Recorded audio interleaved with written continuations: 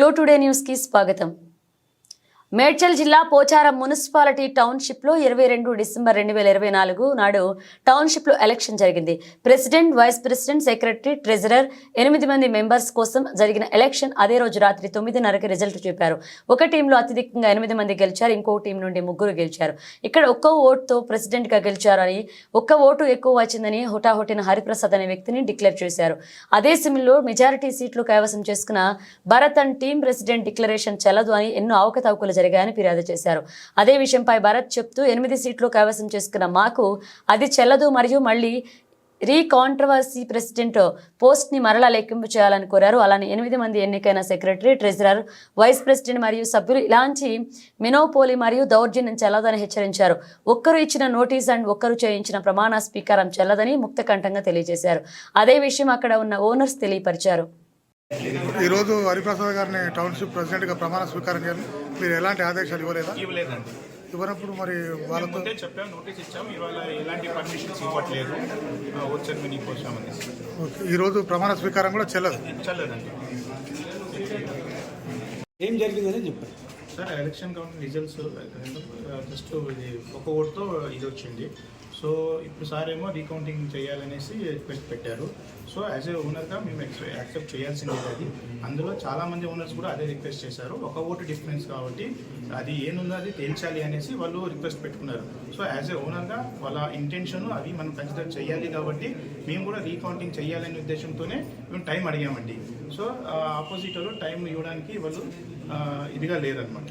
వాళ్ళకి చేశారా? రీకౌంట్ చేయలేదండి. వాళ్ళు చేశారు 5 టైమ్ అని చెప్పి. లేదండి, అది లోపల ప్రొసీజర్, కౌంటింగ్ ప్రొసీజర్ అంతేగాని రీకౌంటింగ్ చేయలేదండి. ఓకే, ఇప్పుడు మీరు ఒక అధికారిగా మీరేం చెప్పదలుచుకోండి ఫైనల్ ఏముంది, రీకౌంటింగ్ చేయాలండి, అందరికి న్యాయం చేయాలండి. రైట్ సార్ మీ పేరు? మాకు ఇక్కడ సింగపూర్ టౌన్షిప్లో మెజారిటీగా ఆల్మోస్ట్ 12 సీట్లలో 8 సీట్లు మాకే వచ్చాయి. మేమే మెజారిటీ.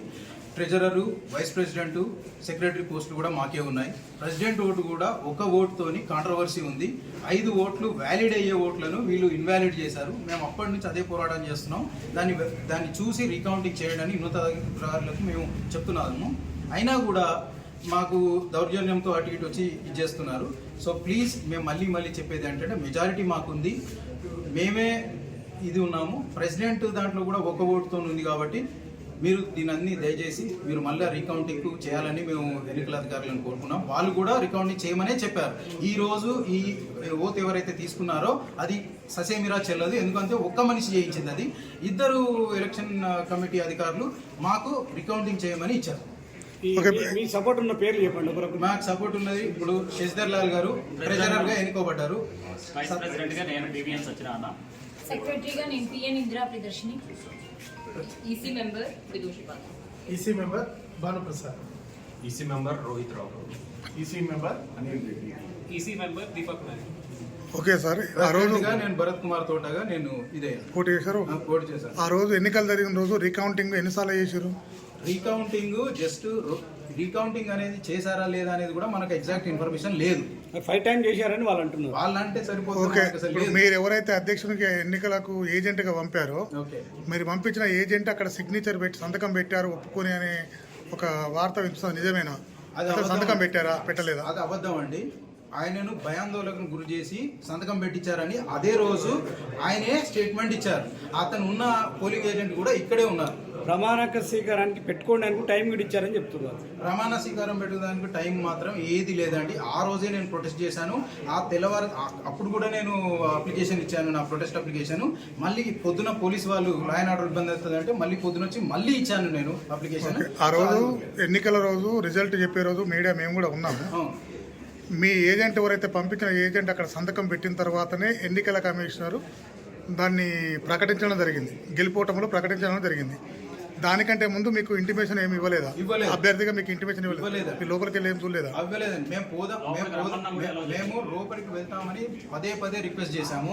ఎందుకంటే వాళ్ళకి 6:30కే రిజల్ట్ డిక్లేర్ అయినాయి, మాకు 9:30కు అయినాయి. సో మాకు అసలు ఏం జరుగుతుందో కూడా లోపల తెలియదు. అది కూడా ఇంకో పర్సన్ వాళ్ళ ప్యానల్ ని సపోర్ట్ చేసే ఎవరైతే ఇంకో పర్సన్ ఉన్నారో ఆయన అక్కడ క్లియర్ కట్ గా వచ్చి నించొని మాకు తగ్గట్టు కనుక రిజల్ట్స్ రాకపోతే మొత్తం కౌంటింగ్ బూత్ నే తగలెడతాము అని కూడా ఉన్నది వీడియో. అది కూడా డిక్లేర్ చేశారు.